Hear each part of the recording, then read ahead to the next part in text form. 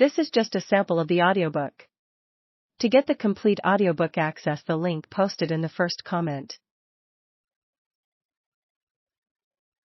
The Times portrayal of Arctic aviation, that everyday travel as well as in all emergencies, Alaskans depend on the airplane, reflected a largely fabled mix of metaphors depicting America's frontier past and its inevitable forward progress.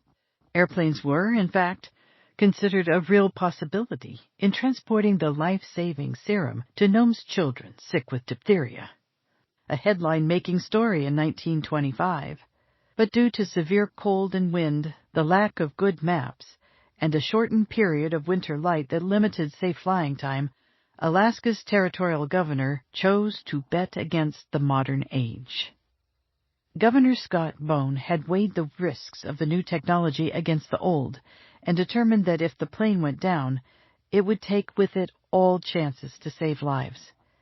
He therefore decided upon dogs. Journalists, nevertheless, took aim at Bone, calling him somewhat ironically a traitor to the Alaskan pioneering spirit.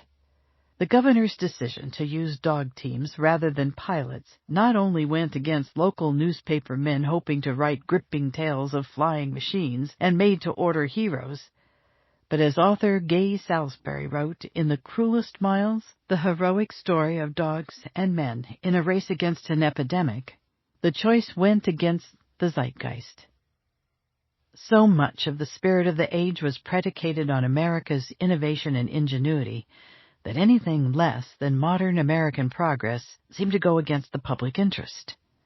But even in their declaration of pilot heroes bringing to Alaska a new technology, newspaper reporters from both inside and outside of the territory were misleading their readership, for few Alaskans, especially in the late 1920s and early 1930s, actually flew in airplanes. Air contracts were almost always made with mining companies and not people.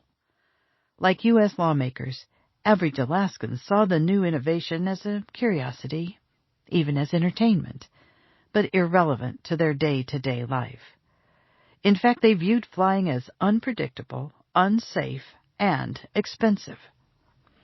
The physical act of flying fascinated crowds, but crowds were little interested in the physics of flight nor its practical application, as evident by the reportedly small turnout at a presentation on the mechanics of aviation given by Captain Martin the night before his historic 1913 flight in Fairbanks, an event that attracted a far bigger attendance.